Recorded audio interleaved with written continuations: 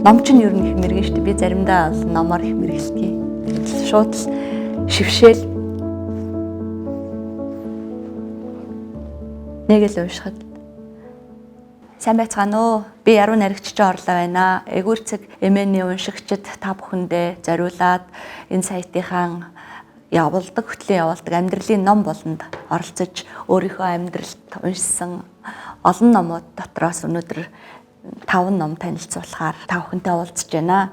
За миний одоо хамгийн их унших дуртай байдаг, дээрэс нь Монгол хүн болгон уншаасай гэж хүсэж байдаг номуудаа би танилцуулах болно. Зөвхөн одоо минийх гэлтгүй олон хүмүүсийн амьдралын ном, ширээний ном байгаасай гэж өөрийнхөө сонголтоор танилцуулах гэж байгаа номуудаа би та бүхэнд үзүүлье. Монгол хүн болгон Монголын нууц тавьж байгаа заавал уншсан байх ёстой гэж боддог. Би бас дунд сургуулийн сурагч байхдаа анх Монголын нууц тавьжааг хамгийн анхных нь одоо хэвлэлсэн хэвлэлээр авч уншиж байсан. Монголын нууц тавьчааны гайхамшиг бол зөвхөн одоо түүхийн сурвалж бичиг төдийгүй уран зохиолын дурсгал гэдэг талаас хамгийн их сонирхолтой баялаг хэлээр бичигдсэн гайхалтай өгөөчтэй ном юм байгаа юм. Тийм учраас энэ номыг хүүхэд залуус хөгшөд гэлтгүй бүгд уншаасай гэж бодож авдаг. Монголын нууц тавьчааг онцолж байна. Монгол хүн бүхний амьдралын ном, ширээний ном байх ёстой. Ер нь Монголын нууц тавьчааны хаанаас нь ч альж бүлгийн альж хуудсыг сөхсөн монголчуудад хамгийн их бодож авах ёстой, санаж байх ёстой эх оронч үзэл, эв нэгдэл, хүч тамир, тэгээд хамгийн гол нь одоо тэмцэх чадвар, нүүдэлчний ухамсар, дээрэс нь эвлэн нэгдэхийн хүч чадлыг ухааруулсан ийм зохиол юм байгаа юм. Жишээлхэл юм бол одоо хамаг олонний эзэн хаан Чингис намайг хайрлаж хүндлэхээс өөр хар санал, чамайг хайрлаж хүндлэхээс өөр хар санал надад үгүй.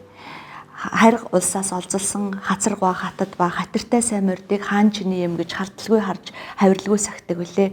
Үүнээс өөр сэтгэлтэйг үнэхээр сансан буюу үйлдсэн зүйл байвал өөхөд надад гомдлгүй 80 ноёны хэлж байгаа энэ шүлэг гэхэд байнга үнэнчээ нотолж яадаг. Ер нь үнэнч хүмүүс, үнэнч зан чанар гэдэг бол нүүдэлчний зан чанар байсан юм шүү гэдгийг бол хамгийн түрүүнд батлах жишээ нь. Хаанаас нь ч сөхөөд ямар ч бүлгийн, ямар ч ишлэлийг уншсан энд бол нүүдэлчин ард түмний оюун санааны огтэж онцлог, дээрэс нь цөөхүүлээ хүмүүс бие биендээ итгэжээж хүчтэй олдог, бие биенийхээ итгэлийг алдахгүй явж ээж хүчрэхэг болдог. Энэ Азийн ТV-ийн олон одоо талыг нэгтгсэн хүчрэхэг гүрнийг байгуулахад хүн бүхний оролцоо, хүн чанар, итгэл найдвар, эв нэгдэл чухал байсан шүү гэдгийг дайснаа хүртэл өршөөхийн чухлыг, үнэнч болвол дайсандаа хүртэл итгэл хүлээлгэхийн чухлыг сануулсан ном учраас энэ Монголын нууц тавьчааг уншаасай гэж боддгоо. За Монголын нууц тавьчааны дараа би бас нэг зохиолыг онцлмаар санагддаг. Энэ бол за энтгэх төвдөөс орчуулсан олон номыг манай уншигчид бурхны л ном голдуу гэж, шашны ном голдуу гэж үздэг. Гэтэл бол энэ 13-аас 14-р зууны үед орчуулсан зохиолууд ихэнх нь бол уран зохиолын дурсгал бичиг, түүхийн сурвалж бичиг, ангаах ухаан, за зурхаан ухаан, одно гариг судлах ухааны олон номууд төвдлөөр бичигдсэн байдаг нь олонтой. За тэдний нэгнээс бол миний одоо бас хамгийн их унших дуртай номын нэг бол Сажвандад гунгаажилтсны зохиосон Субашид, Эрдэнийн сан Субашид тайлбартайгаа. За энэ бол бас дунд сургуульд байхдаа би энэ номыг уншиж байсан 1990 онд энэ бүр тайлбартай нь хэвлсэн. Энэ их бол их гоё хэвлсэн, чанартай ч ном, сайхан ч ном. Энэ тухайн үедээ бол нэг 10 төгрөг орчмоор зарагддаг байсан санагдаж байна. За Субашидын тайлбар чанарны түлхүүртэйгээ шүлгэлсэн хэлбэрийн зохиол. За мөн л хаанаас нь ч нэгэд үтсэн хүмүүсийн барьж явах хэвээр оюун санааныхаа хэмийг алдахгүй байхад зориулагдсан дотоод бясалгалтай, гүн ухаантай тийм ном байгаа юм. Хүн өөрөө өөрийгөө таних гэх юм бол бас Эрдэнийн сан Субашидыг уншаад үзэхэд хүний сайн муу чанаруудыг бол илэн далангуу өгүүлж тэндээс ургаж гарсан тайлбаруудыг нь бол бас их бодиттой тайлбарлсан байдаг. За агуу ухаанд сайн ноёд дайсантай учрвал албан иргэнэ улам их хайрлал юу. Адилтгал өвдсөн хөвөнөө ихэн асар ихэд энэрэн хайрлах мэтээ. Хүний л ерөөсөө мөн чанар энэ мөн чанараа хүмүүс яаж хөгжүүлж, яаж авч, яаж одоо хайрлахын ухааныг өөрийнхөө оюун санаатай чадсуулж чадна, төдий ч нэ өөр өгөөчтэй болно гэдгийг л сургасан сургаалт. Тэгэхээр Эрдэнэ сан Субашидыг бас хүмүүсийг уншаасаа гэж боддог.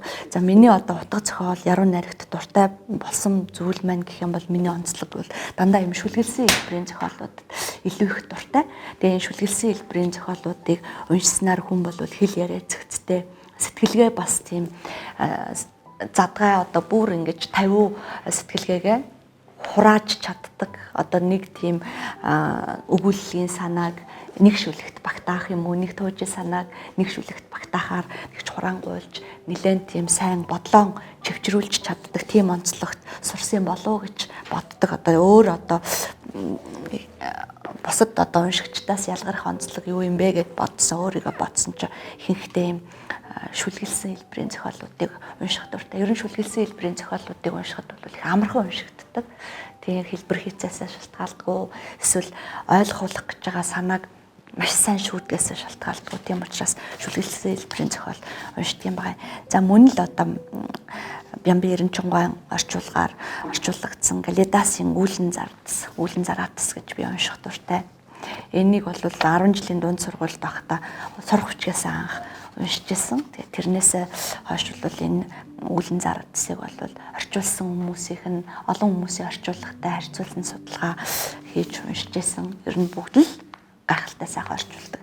Гэхдээ надад бол хамгийн анх уншиж ирсэн Сэрэмж алдсан нэгэн ягшис хилэн дизний бошиг зарилгаар сүр жавхлангаа бууруулан үсгэлэнд амаргаас жилээр хагцаад сэтгэлд тааламжит гүнжийн угаалд ариулсан мөрний ойролцоо сүүдэр төгөлдөр галбарваас модод рамын уулнаа суун аваа гэх. Тэгээд энэ үүлэн элчийн явсан зам мөр тийм туулсан бүхэн бол дүрслэгддэг. Үнэхээр ингээд сэтгэл дотроо дүрслээд харахаар зэрэг яг л тэр үүлээр хөлөглөө явж байгаа юм шиг тийм мэдрэмж төрдөг учраас би энэ номонд яруу найрагт шимтэн суралцах яруу найраг орчуулах хүсэлтэй хүмүүс бол Калидасын үүлэн зараатсыг бол зайлшгүй уншсан байх хэвээр ном гэж би боддог. Энэ бол шинэ хэвлэл нь байна. Хуучин хэвлэл бол бас уншуурахтай их сайхан ном байгаа. За үргэлжилсэн үгийн номууд дотроос би зүгээр маш олон сайхан зохиолууд, дэлхийн сонгодгууд, төдийгүй одоо монголчуудынхаа бичсэн зохиолууд дотроос би бас л монгол хүн унших ёстой, заавал уншсан байх ёстой ном бол Эрдэмтэн зохиолч Орлой Маамын Мажгийн Маамын бүтээл Газар шороо гэдэг гурмсан арманыг нэрлэмээр санагддаг. Яагаад энэ олон зохиолууд дотроос Газар шороог онцолж байгаа юм бэ гэхээр зэрэг монголчуудын нүүдэлчин сэтгэлгээнд байдаг хамгийн том үзэл бол их нутаг, их орон, ижи аав, элгэн садна хайрлж инрэх, үндэсний бахархлаа дээдлэх, ястан үндэстэн одоо язгуурын монгол соёлыг онцгойлж судлах, тэрийг хадгалж үлдэх. Энэ бол монголчуудын оюун санааны өв юм байна. Нэг ёсондоо монголчуудын оюун санааны тусгаар тогтнол бол яг энэ их оронч үзэл, их нутгаа хайрлах хайр, их нутгаа бишрэх, дээдлэх үзэл, энэ их нутгийнхаа төлөө амиа өгдөг, их орон тусгаар тогтнолынхоо төлөө амиа өгдөг. Нэг ёсондоо чөлөөт сэтгэл явахгүй юу? Хэний ч одоо эрхэнд байхыг хүсдэггүй, хэнд ч одоо эзлэгдэхийг хүсдэггүй, бууж өгдөггүй, өөрийн дураар өөрийнхөө оюун санааг чөлөөтэй байлгаж их нутагтай эрх даваараа дураараа байх тийм л үзэл санааг тунхагладаг ард түмэн шүү дээ. Энэ бол монголчуудын одоо өөрийнх нь онцлог. Тэгэхээр энэ Газар шороо гурмсан арманд бол тэр монгол хүний их оронч үзэл, их нутаг, элгэн садан өөрийнхөө ёс уламжлалыг хэрхэн одоо дээш нь тавьж байгаа тухай маш тодорхой, уран яруу, сайнтай, муутай, хартай цагаантай нүзүүлсэн учраас баялаг дүрслэлтэй, баялаг дүр дүрслэлтэй дүрийн сонголтууд маш онцлогтой, сонирхолтой хувь тавилан, адал явдал нь ч гэсэн өрнүүн ийм хэлтэй Газар шороо зохиолыг бол монголчууд зайлшгүй, монгол хүмүүс зайлшгүй унших ёстой зохиолын нэг гэж би дотроо бодож авдаг. Ер нь их орон, элгэн садан, түмэн олон монгол түмний одоо онцлог сэтгэлийн шүншиг болсон эх орноо дээдлэх үзэл бол сүүлийн үед дэлхийд даяаршиж байгаагийн хэрээр бүх бат биш болоод байгаа юм шиг санагдав. Тэгэхээр болгоомжлох хэрэгтэй. Тийм ч учраас Монгол гэдэг нэрийг ертөнцийн чихэнд дуурсгаж, Монгол гэдэг хувь тавилан, Монгол хүн гэдэг өөрийн гэсэн Монгол хүн гэдэг биегээ бий болгохын тулд унших ёстой номууд бол Монголын нууц давчаа, газар шороо, за мөн Монгол хүний одоо төв төвшин байдал, сэтгэлийнхээ тэнцвэрийг хангахад нөлөөлөх Эрдэнэ сан Субашидын гайхалтай орчуулга, төвдөөс орчуулсан орчуулга, за зохиолынх нь хэл найруулга бол үнэхээр гайхалтай учраас энийг унших хэрэгтэй гэж боддог. За би яруу найрагч хүнийхээ хуваар орчуулгын номууд дотроос бас миний хамгийн их унших дуртай, эргэн сөхөж харах дуртай ном бол Расул Гамзатовын Миний Дагестан гэдэг ном. За энэ Цэдэнд орж байгаа орчуулга миний одоо бүр хамгийн их унших дуртай илээсэн ном гэж олно доо. Сэтгэл гонигтай үедээ жоохон ундуу явахдаа байнга сөхөж хардаг ном.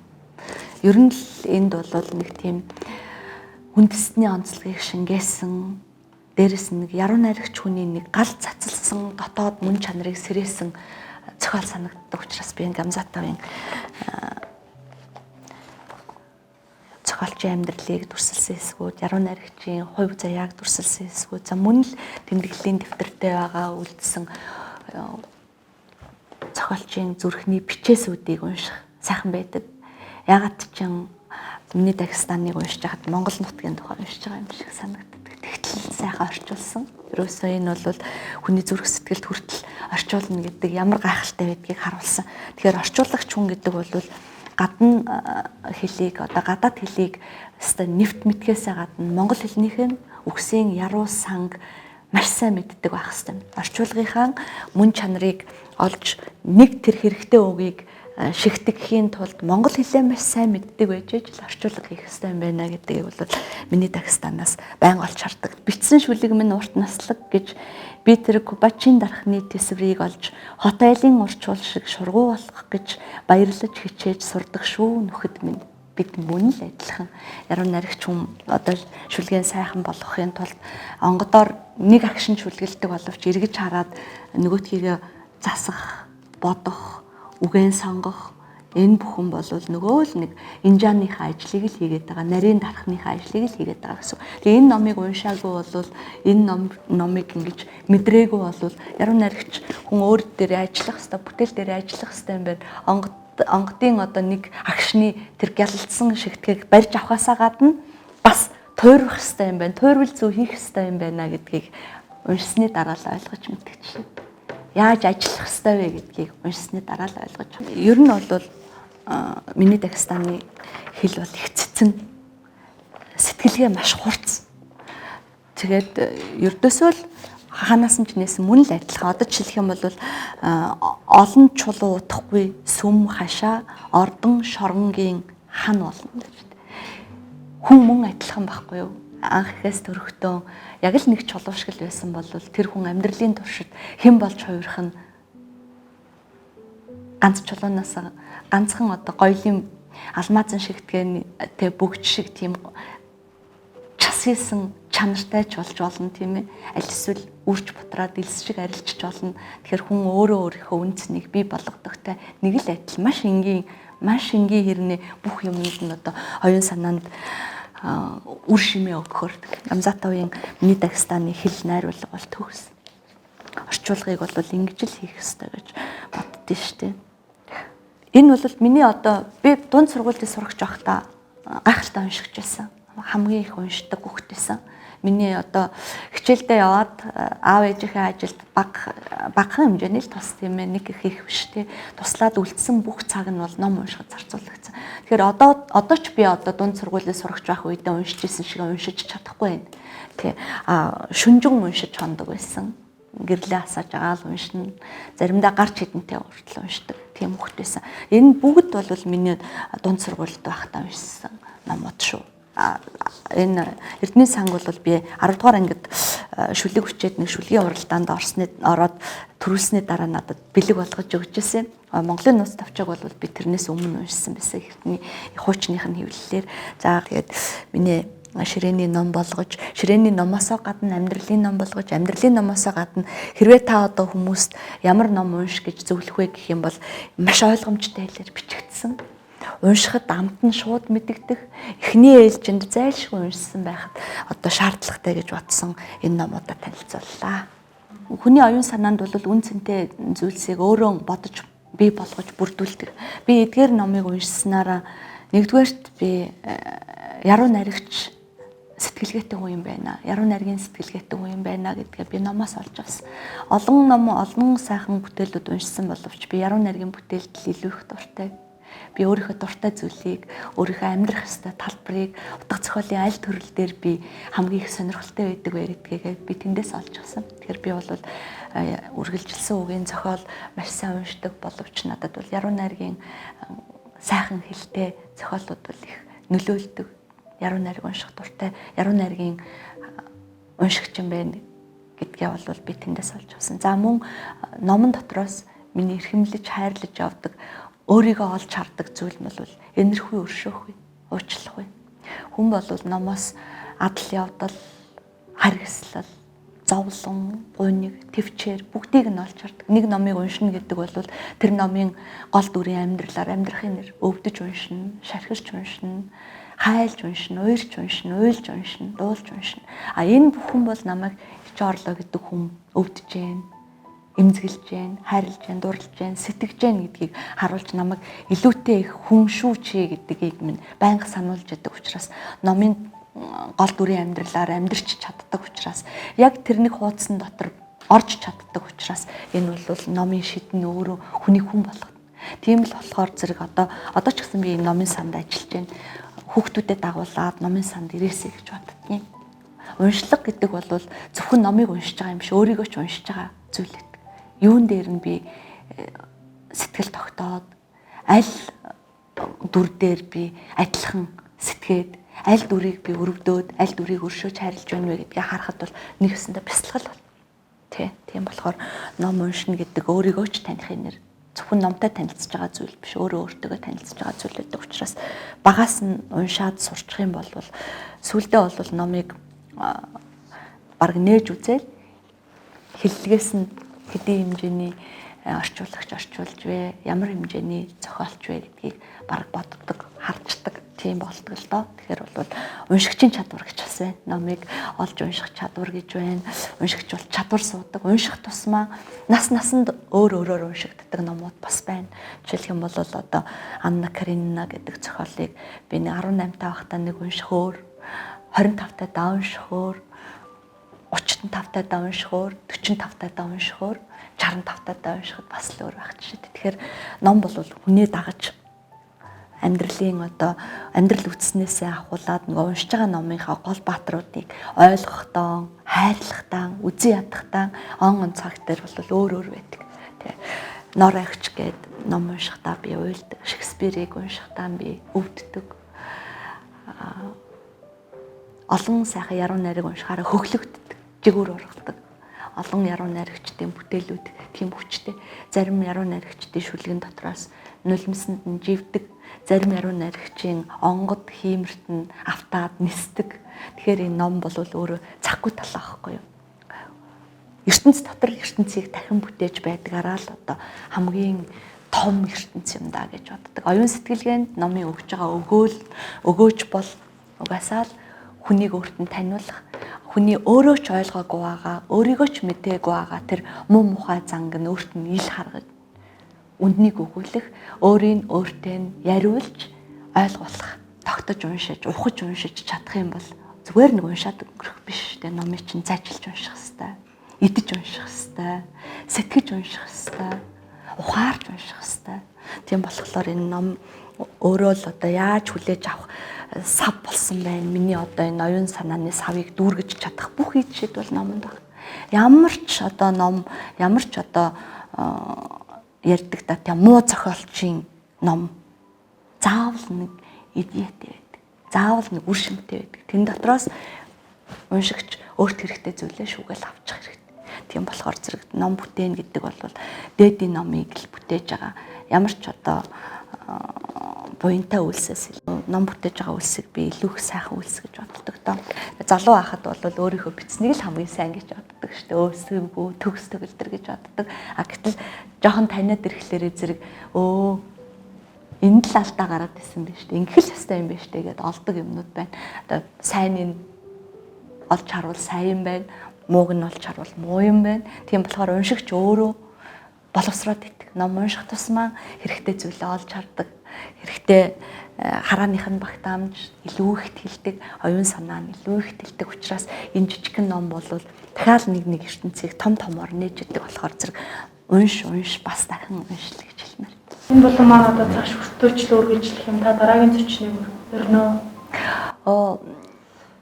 За ёстой хэнийг өрийдэ гэж бодсон хамгийн түрүүнд орж ирж байгаа нэр бол сая одоо шинэ нэр эмхлэн зохион байгуулагдсан Монгол Улсын засгийн газарт боловсролын яамыг толгойлж ажиллахаар боловсролын шинэ сайд маань томилогдсон. Тэгээд их удаан хүлээж байсан сайд энэ салбарт хурж ирлээ гэд хүмүүс их ам сайтай байна. За би мөн адил хөгцөлийн бичиглэл гэдэг яруу найргийн төвөр гаргаж байсан утга зохиол дэлгэхтэй боловсралтай шинийг санаачилдаг одоо сайн сэтгэгч хүн боловсролын сайд болсонд бол үнэхээр талархалтай байгаа. Тэгэхээр боловсролын сайдын ширээний ном, амьдралын ном ямар байдгийн болоо гэж бас хүмүүс бодож байгаа байж магадгүй. Тийм болохоор зэрэг би энх хамгаалсан сайдыг одоо хэрвээ үнэхээр зав нь болдог бол танай энэ ярилцлаганд ороод өөрийнхөө амьдралын ном, ширээний номын тухай хэлээсэй гэж бодож байна. Ягаад гэх юм бол энэ хүн бол Монголын ирээдүйг авч явах боловсролын ирээдүйн одоо сэхэтнүүдийг ирээдүйн зөв хүмүүсийг ирээдүйн зөв монголчуудыг бэлтгэх их том салбар дээр хамгийн одоо эгзэгтэй үед ачаа өрхөөр сонгогдсон хүн учраас за тэгээд дээрэс нь бас эцэг эхчүүд маш их найдаж байна. Энэ салбарын ажилтан албан хаагчид шинийг санаачилж боловсролын системийг өөрчлөхөд шин сэргээр харахад боловсролын тогтолцоог сайжруулахад зөв голдролд нь оруулахад хэрэгтэй шийдвэрүүдийг гаргаж чадна гэж итгэж харж байгаа учраас энэ хүнийг бол бас онцолж байна. Энэ онцолж байгаа зүйл маань бас итгэл гэсэн үг. Олон хүмүүсийн итгэлийг дааж аваа, үүрч аваа энэ хүний амьдралын ном, ширээний ном ямар ном юм болоо гэж сонирхож байна. Тэгээд энэ хүний сонгосон амьдралын ном, ширээний номыг нь олон хүүхэд багчууд уншаасай, олон эцэг эхчүүд уншаасай, багш сургууль хүмүүжүүлэгчд нь дэмжээсэй гэсэн тийм л одоо бодлоор энх хамгаалсан сайдыг урьж байна.